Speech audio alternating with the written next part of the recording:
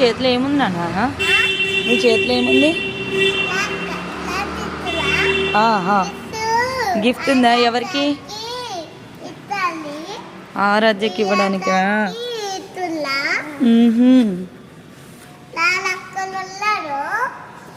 అవునా? ఓకే. దేనికోసం వెయిట్ చేస్తున్నావు ఇక్కడ? లిఫ్ట్ కోసం వెయిట్ చేస్తున్నావా? హాయ్.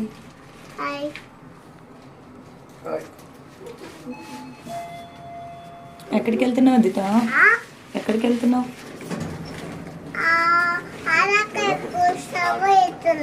అవునా?